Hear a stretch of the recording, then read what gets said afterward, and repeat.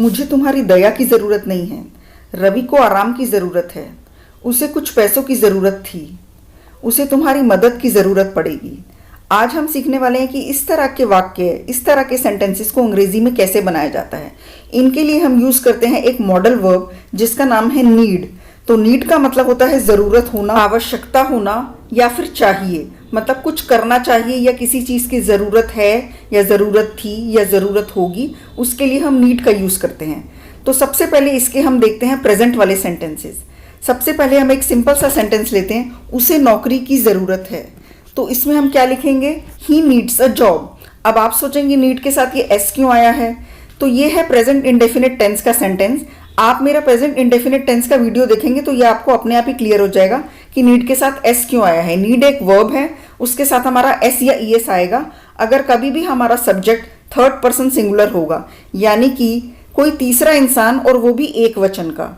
बाकी सबके साथ आपको एस लगाने की जरूरत नहीं है। मुझे एक कप चाय चाहिए, तो चाहिए बोलें या ज़रूरत बोलें। अगर आप कहते हैं मुझे एक कप चाय चाहिए तो एक्चुअली में आपको एक कप चाय की ज़रूरत ही होती है ना। तो चाहिए बोलो या ज़रूरत बोलो, दोनों में आप नीड ही यूज़ करेंगे। तो इसको हम कैसे बनाएंगे, I need a cup of T. अगर आपको चाय की ज़रूरत नहीं है या आपको चाय नहीं चाहिए तब आप क्या बोलेंगे, आई डोंट नीड टी। मुझे चाय नहीं चाहिए, आई डोंट नीड। गाड़ी चलाने के लिए आपको लाइसेंस की ज़रूरत है, you need a licence to drive a car.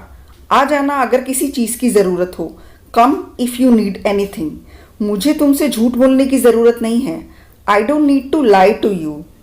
मुझे सोचने के लिए थोड़ा वक्त चाहिए, I need some time to think about it. मुझे थोड़ी नींद चाहिए या मुझे थोड़ी नींद की ज़रूरत है, आई नीड सम स्लीप। मुझे उसकी दया की ज़रूरत नहीं है, I don't need his sympathy.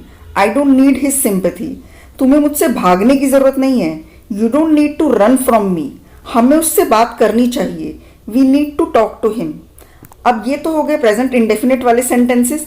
अब हम बनाएंगे कुछ पास्ट के सेंटेंसेस, मतलब किसी चीज़ में ज़रूरत थी या आवश्यकता थी या कुछ करना चाहिए था, तो वहाँ पर हम नीड की जगह लगा देंगे नीडेड। जैसे कि पास्ट में हमारे वर्ब की सेकंड फॉर्म लगाते हैं ना, तो नीड की सेकंड फॉर्म हो गई नीडेड। उसे मदद की ज़रूरत थी, ही नीडेड हेल्प। उसे कुछ पैसों की ज़रूरत थी, शी नीडेड सम मनी। मुझे एक वाइट शर्ट की ज़रूरत थी, I needed a white shirt. उसे तुम्हारी मदद की ज़रूरत नहीं थी, she didn't need your help या she did not need your help. ये हो गए हमारे पास्ट इंडेफिनिट वाले सेंटेंसेस। इसमें होता है हमारा हेल्पिंग वर्ब डिड। तो ये भी मैंने पूरा अपना एक अलग वीडियो बनाया हुआ है जिसमें आप पास्ट इंडेफिनिट के सेंटेंसेस कैसे बनाए जाते हैं ये सीख सकते हैं। अब अगले हो गए सेंटेंसेस जिसमें हमें फ्यूचर में होता है, यानी कि ज़रूरत पड़ेगी, ज़रूरत होगी या ऐसा कुछ चाहिए होगा। तब आप कह सकते हैं, जैसे मैं कहना चाहती हूँ कि उसको तुम्हारी मदद की ज़रूरत पड़ेगी, तब मैं क्या कहूँगी, ही विल नीड योर हेल्प। ये क्या हुआ, फ्यूचर इंडेफिनिट टेंस का सेंटेंस। इसी तरह से और सेंटेंस बना सकते हैं फ्यूचर के, जैसे उसे बॉम्बे जाने की ज़रूरत पड़ेगी, he will need to go to Bombay. और हम बना सकते हैं कि उसे नौकरी की ज़रूरत पड़ेगी, he will need a job. उसे प्यार की ज़रूरत थी। ये सवाल आपके लिए, आपको कमेंट सेक्शन में इसका जवाब लिखना है।